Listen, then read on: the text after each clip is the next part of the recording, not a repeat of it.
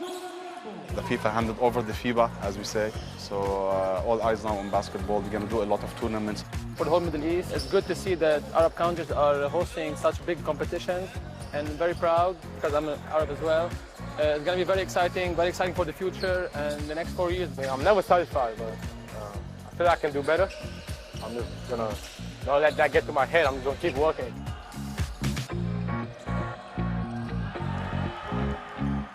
Hello and welcome to Qatar 365. I'm Laila Humaira, and on this episode, we're looking at Qatar's basketball scene and how the country is going for glory with its youth team, the professional league, and even on the international stage. Supporting and molding young talent is one of the ways the Qatar Basketball Federation is hoping to shape future champions. And what better way to start them young than an international competition? I got the chance to meet some of the young hopefuls working hard for a chance to represent their country at the FIBA Basketball World Cup in 2027. Captain Mohamed Masamba Nadal leads his team in their warm-ups. For most of these boys, this is their first time in a major competition. But Mohamed is back at the FIBA Under-16 Asian Championships for the second consecutive time. He knows the pressure, the intensity, and what to expect.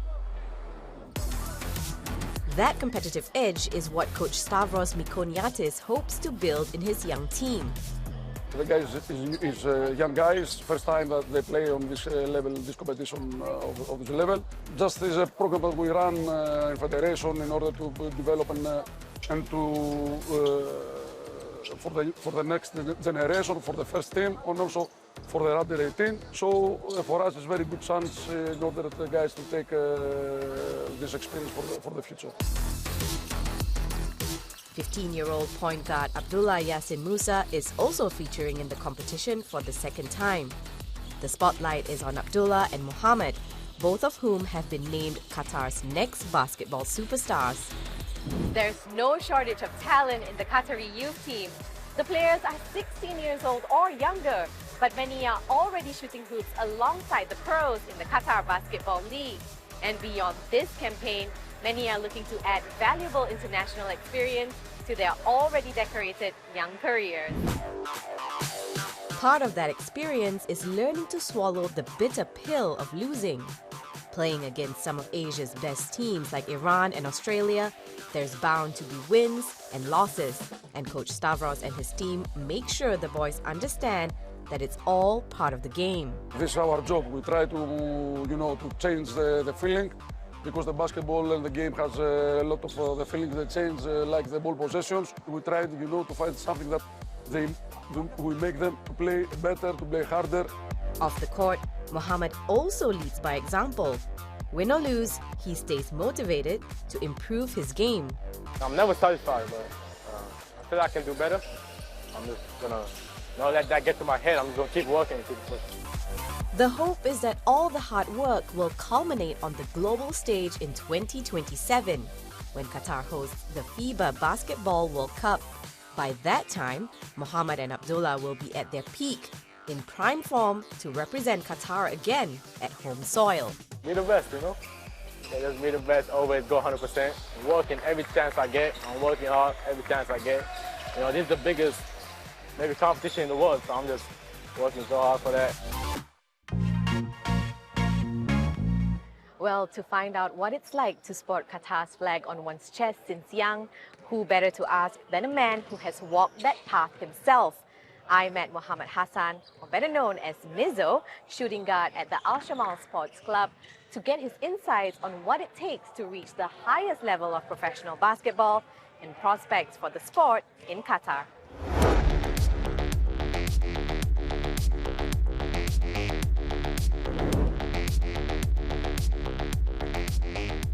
Firstly, Mizzo, thank you so much for being with us today. Can you tell us, how did your journey with basketball first start? Ever since I was 4, my father was a basketball coach and a former basketball player. He's the one who taught me the game and crafted me the way I am playing the game. So that's where I started playing basketball. In your early days, who was your role model? Who did you look up to perfect your game? Kobe Bryant. Kobe Bryant was my Michael Jordan at my era. You know, I'm born in 1991, and watching Kobe Bryant going against Allen Iverson was the thing to do at that time. And can you share some of the highlights of your career? I started playing for the national team at a very young age, at the age of 15. I was happy to represent Qatar national team in FIBA Asia. I would start with the first free throws against Philippines national team in 2010, finishing third in Asia against Japan, scoring the buzzer beater. 2012 and 2019 playing against Australia national team. That was a dream to me as a child, and seeing that happening was an amazing feeling. Now, you debuted in Qatar's national team as a young player. How important is it to support youngsters, to shape them for the future of Qatar's basketball scene? I consider myself to be the middle child of Qatar basketball because I started as the youngest on the team, the rookie, at 15 years old. Then I did play with the guys who went to the World Cup. Then I became the national team captain I became the older guy on the team, you know. So I'm always trying to support the young players because I understand how important it is to have support from the veterans and the older players. Now, everyone in Qatar is looking ahead to 2027, to the FIBA Basketball World Cup. How do you foresee the sport growing, not just by 2027, but beyond as well?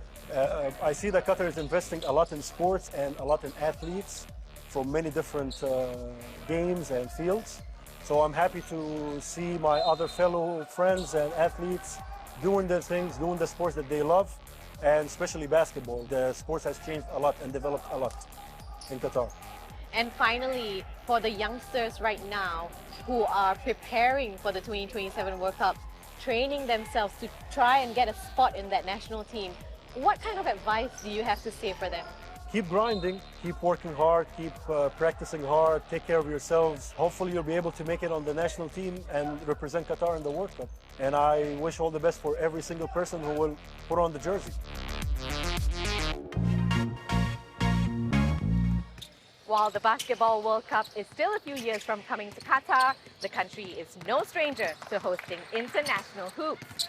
8 teams from 7 countries tipped off the Doha International Basketball Championship. Then soon after the final buzzer sounded on that, 14 countries were represented at the Arab Club Basketball Championship. We sent Adil Halim to check out the action. Basketball is life for Omar Alziani. The 20-year-old can usually be found dribbling a ball. Just like everyone else in Qatar, I was captivated by football growing up. But then I switched to basketball at the age of 12 and I saw something that captivated me personally. He plays point guard for Qatar's Al Ahly, one of 18 teams participating in the Arab Club Basketball Championship, hosted in Qatar for the first time. The fact that you bring together teams from all over the world and they get to interact with each other on and off the court, you never know, this might form like friendships. You know, you show sportsmanship, you show respect to each other, which I think has great value, has immense value in my opinion. The tournament's head of media shares that opinion, that bridge building is just as important as the final score. The bigger picture, sports unite us. So either it is football, basketball, handball, volleyball, whatever sport. Sport is sport and unite people. Different culture, different religion, different languages. But they all speak the same language. It's either basketball, football, sports at the end of the day.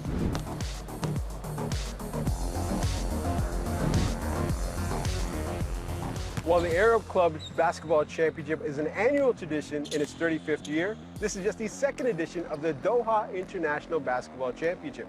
This tourney similarly features clubs from across the Middle East and North Africa, but for the very first time also features the Meralco Bolts of the Philippine Basketball Association. And despite being more than 7,000 kilometers away from Manila, it felt like a home game for the Filipino club. Oh yeah. I mean, there's a lot of Filipinos here. So yeah, every time we're here, we got a whole bunch of crowds, and it feels great to come out here and play in front of them. For Cliff Hodge, bringing different cultures together on a basketball sport is a big part of why he loves the sport. Man, it's crazy. Like basketball, if you really think about it, basketball is a language that everyone speaks. So it's good to see like camaraderie, and then everyone's battling on the court. We are staying in the same hotel, so when we see each other off the court, we're like, hey man, good game, So it's good. It's like a brotherhood. Trash talking on the court, all love off the court. That's music to the ears of the tournament organizer. To get more expertise from all the regions, okay, to combine them in Doha, Filipino, especially, you know, the love of the game for this country, and also the same in Lebanon. In Lebanon, you know, that basketball is the first game. Not in other countries like football starts, then you go. Now in Lebanon, it's the first game. We're trying also to apply this mentality here, and hopefully we will succeed. You could call it the Mamba mentality made famous by the late Kobe Bryant. Lebanon's Sergio Al-Darwish says the basketball icon featured prominently in his childhood home. We grew up in a competitive household, and my dad was a big Laker fan. So all we did was watch the Lakers growing up, watch Kobe, and that's what I fell in love with. The Beirut club's star guard says Qatar being named the host of the 2027 Basketball World Cup is a slam dunk for the entire region. For the whole Middle East, it's good to see that Arab countries are hosting such big competitions, and very proud because I'm an Arab as well. It's going to be very exciting for the future, and the next 4 years, the growth of basketball in this region is going to be so good, and hopefully it will get better over the years. The FIFA handed over the FIBA, as we say, so all eyes now on basketball. We're going to do a lot of tournaments, a lot of events related to basketball, full support from the Federation and the Olympic Committee regarding that. Back in the locker room, the 2027 World Cup can't come soon enough for Omar Al-Ziani. Can't put it into words. I'm going to get to see the greatest players play right in front of my eyes on my hometown. Can't ask for better. It's been fun showing you how all the different levels of basketball are excelling here in Qatar, leading the sport to international glory. And while that brings us to the end of this episode, the hype is just getting started as the countdown to the FIBA Basketball World Cup right here in Qatar has officially begun. For more, check out Euronews.com and connect with us through our hashtag. Thanks for watching, and we'll see you next time on Qatar 365.